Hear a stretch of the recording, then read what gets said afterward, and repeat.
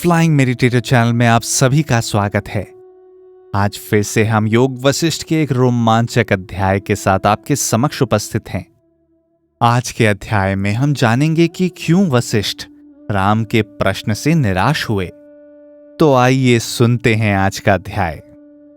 श्री गुरुभ्यो नमः। हरि ओम। राम ने पूछा, प्रभु, ब्रह्म तो दुख से मुक्त होता है, परंतु उसमें से उत्पन्न ब्रह्मांड दुखों से भरा होता है। यह कैसे संभव है? वाल्मीकि ने कहा। यह प्रश्न सुनकर वशिष्ठ ने कुछ क्षण चिंतन करने के बाद कहा, निश्चय ही राम की समझ तीव्र नहीं है, क्योंकि उसके मन में मलिनता है। यदि उसका मन शुद्ध होता तो यह तथ्य तत्क्षण उसकी समझ में आ गया होता। अतः कहा गया है कि जो किसी अज्ञानी या अर्ध जागृत व्यक्ति को बताता है कि यह सब कुछ ब्रह्म है, वह नरक में जाता है। इसलिए ज्ञानी गुरु पहले अपने शिष्य को संयत और शांत होने के लिए उत्साहित करता है। तब शिष्य की सही ढंग से परीक्षा ली जाती है और इसके उपरांत उसे सत्य का ज्ञान कराया जाता है। वशिष्ठ ने कहा, ब्रह्म दुखों से मुक्त है या नहीं, इस जानकारी का पता तुम स्वयं लगाओगे या फिर आगे चलकर इसे समझने में मैं तुम्हारी सहायता करूंगा। हे राम, दृश्य संसार के रूप में यह संपूर्ण सृष्टि ब्रह्म या सीम चेतना की सर्वव्यापी चिद शक्ति की इच्छा की ही अभिव्यक्ति है। इच्छा अपने आप ठोस होती है और मन में इच्छित पदार्थों को उभारती है। तत्क्षण मन उस पदार्थ को व्यवहार क्षेत्र में पुनरुत्पादित कर देता है। इस स्थिति में सृष्टि करने की उत्पन्न धारणा इस मूल तथ्य और अपनी सत्य प्रकृति को भुला बैठती है कि मैं असीम चेतना हूं। इस असीम चेतना को अपने अंदर विशुद्ध शून्य दिखाई देता है। फिर चेतन ऊर्जा उसमें आकाश की अवतारणा करती है।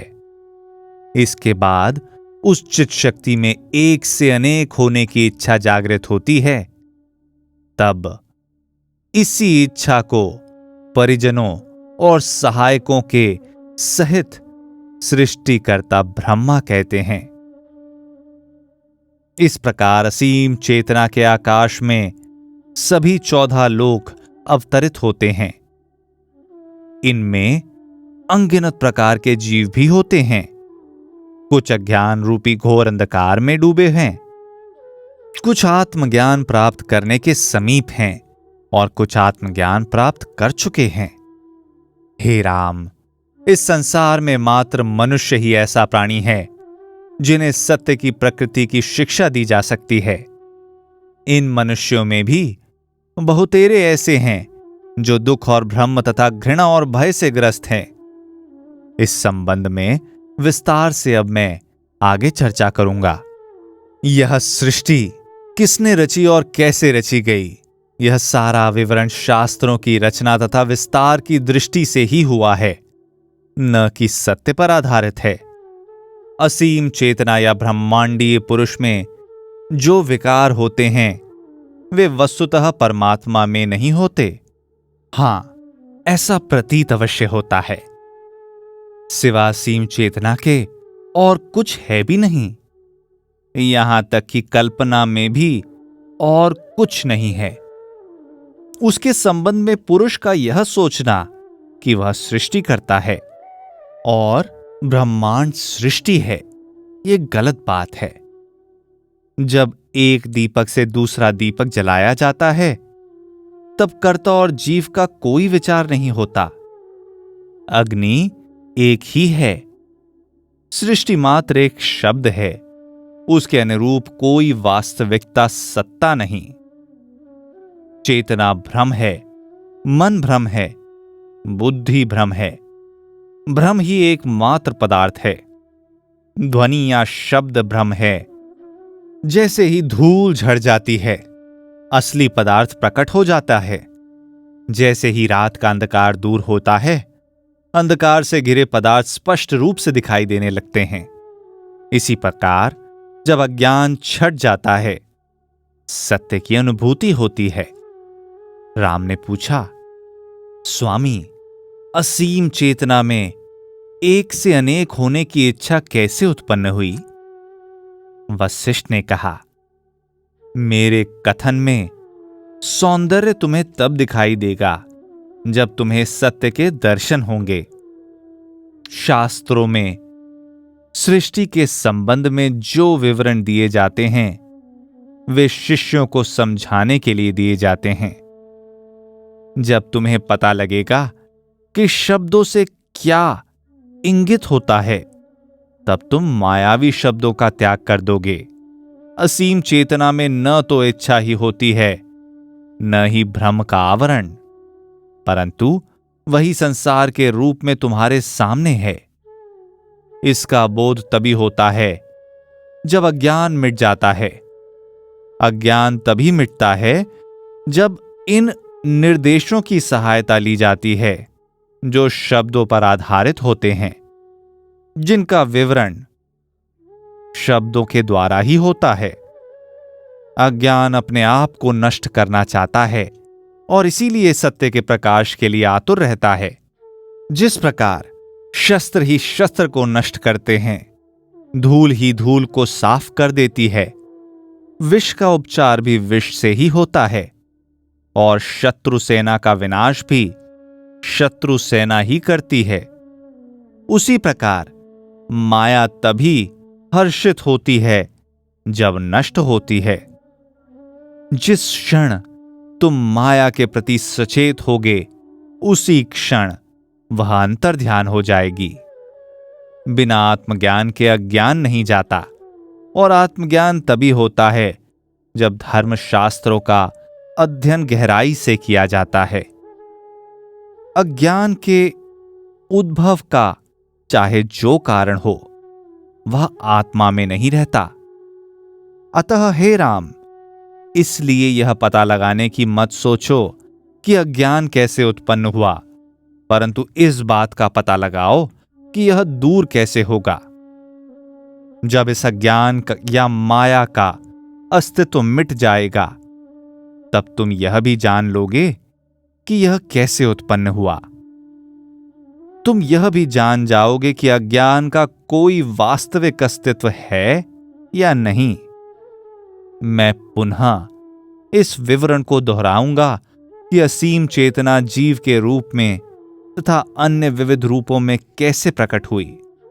तुम देखते ही हो कि समुद्र में कुछ जगहों पर शांति विराजती है और कुछ पर विक्षोभ होते हैं।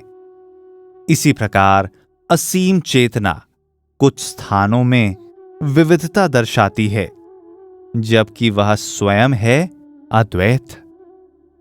सर्वशक्तिमान असीम चेतना के लिए अपनी संपूर्ण अनंत महिमा का दर्शन कराना स्वाभाविक है। सर्वशक्तिमान असीम चेतना की अभिव्यक्ति का संबंध समय, आकाश और कार्य कारण से भी जुड़ा होता है, क्योंकि ये उसी अभिव्यक्ति के लिए अनिवार्य घटक है। इस प्रकार असीम नाम और रूप अस्तित्व ग्रहण करता है, परंतु ये सभी दृश्य अभिव्यक्तियां वस्तुतः असीम चेतना से भिन्न नहीं होती। शरीर क्षेत्र है जो शरीर को अंदर बाहर से जानता है और इसके सभी पक्षों को भी जानता है। वह क्षेत्र का ज्ञाता या क्षेत्रज्ञ या साक्षी चेतना है। यह साक्षी चेतना पूर्व वृत्तियों से जुड़ी होती है और अहम भाव उत्पन्न करती है।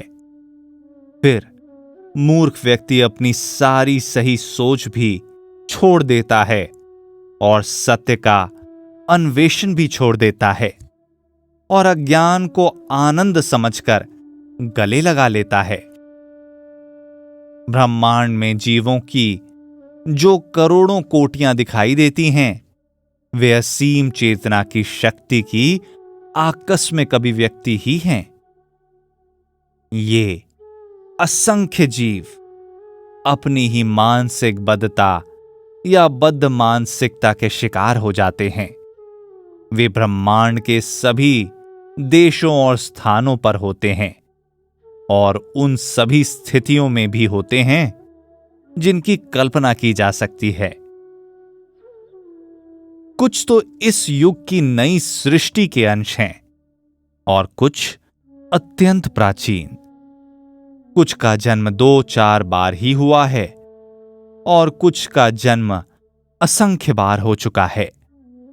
कुछ मुक्त हैं, कुछ घोर कष्टों में डूबे हैं, कुछ देव वर्ग के हैं, कुछ किन्नर गंधर्व आदि वर्ग के हैं और कुछ इस व्यक्त ब्रह्मांड के अधिष्ठाता देवता हैं।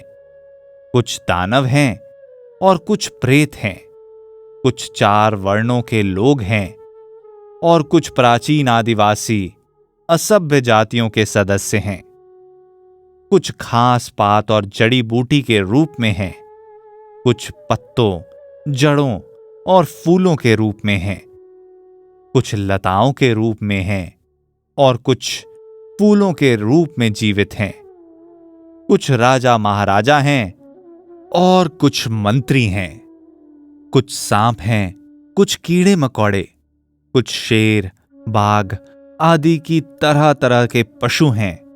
कुछ घोड़े हैं, गधे, हाथी आदि हैं। कुछ संपन्न हैं और कुछ निर्धन, कुछ स्वर्ग में हैं और अन्य नरक में। कुछ नक्षत्र जगत के मध्य में हैं, कुछ ठूठ वृक्षों के छिद्र में वास करते हैं। कुछ मुक्त संतों के बीच हैं और कुछ मुक्ति प्राप्त ऐसे संत हैं जो शरीर चेतना से ऊपर उठ चुके हैं। कुछ प्रबुद्ध हैं और कुछ मंद बुद्धि हैं। हे राम, जिस प्रकार इस ब्रह्मांड में असंख्य योनियों के जीव हैं, उसी प्रकार ही अन्य ब्रह्मांडों में भी हैं। उनके शरीर उन ब्रह्मांडों की परिस्थितियों के अनुरूप कुछ भिन्न होते हैं, परंतु वे सभी अपनी बद्ध मानसिकता से ग्रस्त होते हैं। ब्रह्मांड में ये सभी जीव विचरण करते हैं। कभी ये ऊपर उठते हैं और कभी नीचे गिरते हैं और मृत्यु इन्हें गेंद की तरह खेल लेती है। अपनी असंख्य इच्छाओं और आसक्तियों से बंधे होने के फलतः परिसीमित होने के कारण ये एक शरीर से दूसरे शरीर में प्रविष्ट होते रहते हैं। ऐसा ही ये तब तक करते रहेंगे जब तक इन्हें अपनी आत्मा के संबंध में वास्तविकता का बोध नहीं होता। यह वास्तविकता असीम चेतना ही है। आत्मज्ञान प्राप्त करने के बाद ये सभी मुक्त होंगे, इनका भ्रम नष्ट होगा और ये जन्म मरण के चक्र से छूट जाएंगे। इस प्रकार 9वां दिन समाप्त हुआ और सभा विसर्जित की गई। इसी के साथ आज का अध्याय यहीं समाप्त होता है। फिर मिलेंगे।